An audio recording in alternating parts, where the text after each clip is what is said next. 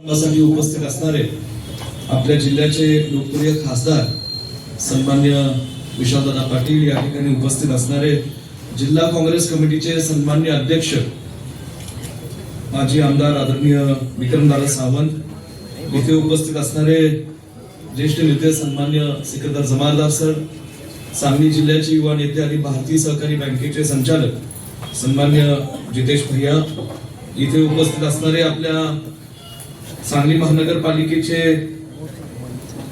या ठिकाणी नगरसेवक आमचे तरुण तडफदार सहकारी मंगेशजी चव्हाण, ज्यांनी आपलं मनोगत व्यक्त केलं, असे सन्मान्य अय्यासभाई नायकोडी, सन्मान्य ज्येष्ठ नेते करणभाई मिस्त्री, सन्मान्य सुभाष तात्या, जिल्हा परिषदच्या माजी अध्यक्ष आदरणीय मालनताई, सन्मान्य अजितजी ढोले, फिरोजजी पठाण, या ठिकाणी उपस्थित असणारे अकबरजी मोमेन, प्रमोद सूर्यवंशी, मयूर पाटील, उपस्थित सर्व या सांगली शहरातले प्रमुख कार्यकर्ते, आमच्या माता भगिनी, सर्व फ्रंटलचे प्रमुख पत्रकार आणि बंधू भगिनींनो, ज्यांच्या आज पदग्रहण कार्यक्रमासाठी आपण सर्वजण मोठ्या संख्येने इथे उपस्थित राहिला, अशा आपल्या सांगली शहर काँग्रेस कमिटीचे नूतन अध्यक्ष माजी नगरसेवक सन्मान्य राजेशजी नाईक यांच्या पदग्रहणासाठी मी त्यांना प्रथमतः मनापासून शुभेच्छा देतो आणि त्यांना आशीर्वाद देण्याकरता किंवा आज त्यांना शुभेच्छा देण्याकरता आपण सगळे कार्यकर्ते मोठ्या संख्येने इथे उपस्थित राहिला, त्याबद्दल आपल्या सर्वांचे आभारी मानतो। वेळ कमी आहे कारण मला 5-10 मिनिटातच इथून निघावं लागेल। उद्यापासून विशालजींनी सांगितल्याप्रमाणे आपण महाविकास आघाडीच्या जे इच्छुक उमेदवार आहेत अशा महानगरपालिकेच्या इच्छुक उमेदवारांच्या मुलाखती आपण सुरू करतोय आणि उद्याच मुलाखतीचा कार्यक्रम हा सकाळी 11 वाजल्यापासून आज संध्याकाळी 6-7 वाजेपर्यंत प्रभाग या त्या आरक्षणाच्या उमेदवारांच्या मुलाखती या घेतल्या जातील। याची डिटेल माहिती आमचे शहराध्यक्ष आणि कॅम्पेन कमिटीचे अध्यक्ष ज्यांची सुद्धा आपण निवड केली असे मंगेशजी चव्हाण हे लवकरच या ठिकाणी आपल्याला जे सांगली शहराचे म्हणजे निवडणूक समितीचे अध्यक्ष म्हणून ज्यांची निवडणूक आपण केलेली आहे ते दोघं तुम्हाला नंतर माहिती देतील। मला एकच सांगायचंय, येणाऱ्या दिवसात अनेक सभा होतील प्रत्येक प्रभागात। मी विशालजी, इथं बसलेले सगळे नेतागण, जितेश असेल, विक्रमदादा असतील, सगळेजण निश्चितपणे कार्यकर्त्यांना आणि उमेदवारांना बळ देण्याकरता प्रचारासाठी आम्ही आपल्यामध्ये येऊ ताकदीने। ही निवडणूक महानगरपालिकेची आम्ही ताकदीने लढणार आहोत, हिमतीने लढणार आहोत आणि इथे तुम्हाला मी ग्वाही देतो की गेल्या काही दिवसात जो उत्साह आणि कार्यकर्त्यांमधलं जे वातावरण मला या ठिकाणी पाहायला मिळतं, मी तुम्हाला सांगू इच्छितो की महाविकास आघाडीची सत्ता सांगली महानगरपालिकेवर 100% येणार आहे। एवढ्या चांगल्या पद्धतीचं वातावरण या ठिकाणी होणार आहे आणि म्हणून मला आपल्याला सांगायचंय की ठीक आहे, राज्यात देशात कुणाची तरी सत्ता असेल, सत्तेच्या आमिषापोटी, सत्तेच्या भीतीपोटी काही लोक या ठिकाणी जे प्रस्थापित लोक आहेत सांगली महानगरपालिकेतले, ते कदाचित कुठल्या तरी स्वतःच्या स्वार्थाकरती काही निर्णय घेत असतील।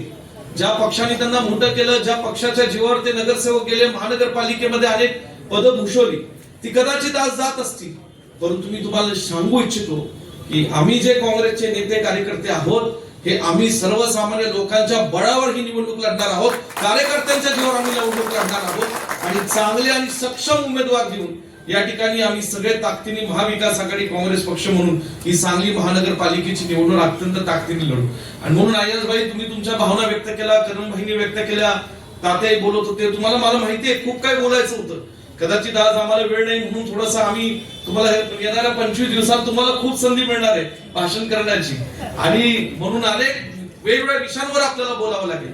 परंतु एवढं नक्की तुम्हाला सांगतो, एखाद्या कार्यकर्त्याला कुठे वाटत असेल की चुकून काही गोष्टी बाबतीत दुर्दैवाने काही कुणावर अन्याय झाला असेल तर येणारा काळ त्याला न्याय 100% देण्याची भूमिका मी आणि विशालजी पार पाडू, थोडाही विश्वास आणि तुम्हाला देतो। आणि म्हणून या ठिकाणी तुम्ही म्हणाला की तेल फक्त आमच्या गाडीत टाका, मी तेलाचा डब्बाच घेऊन आलो, तुम्ही काळजी करू नका।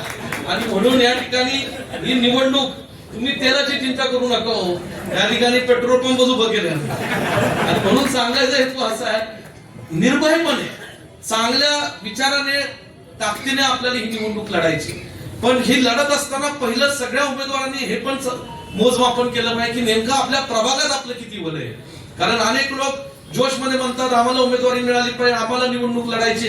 मागच्या 5 वर्षात जो त्या प्रभागामध्ये लोकांमध्ये राहिलेला उमेदवार आहे त्यालाच उमेदवारी दिली जाईल हे लक्षात ठेवा.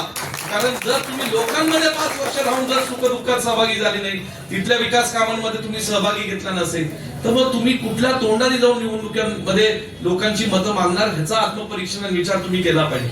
आणि म्हणून काही पावलं पुढे मागे घ्यावी लागतात. आज राज्यात काय वातावरण आपण बघतोय. तुम्ही सगळ्यांनी माझं अभिनंदन केलं. या ठिकाणी पलूस नगरपालिकेची निवडणूक आम्ही काँग्रेस पक्षाच्या माध्यमातून स्पष्ट बहुमताने जिंकलो. जतमध्ये विक्रमदादा, सुजय नाना शिंदे, तिथल्या सर्व काँग्रेसच्या कार्यकर्त्यांनी फार ताकदीने लढाई उभी केली.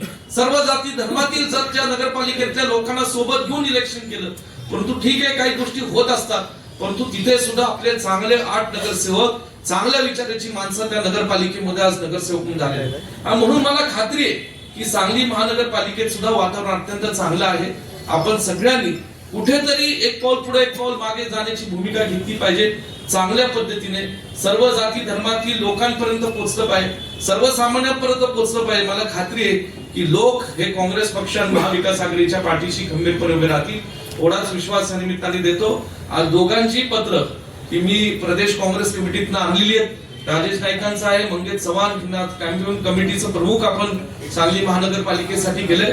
तुम्ही सगळ्यांनी या पूर्ण इलेक्शन मध्ये तन मनाने या ठिकाणी वेळ द्यायला पाहिजे. प्रभागातल्या उमेदवारांच्या पाठीशी उभं राहायला पाहिजे. एवढीच विनंती करतो आणि माझे मनोगत थांबवतो. जय हिंद, जय महाराष्ट्र. लोकशाही मराठी ऐका, पहा, जागरूक रहा.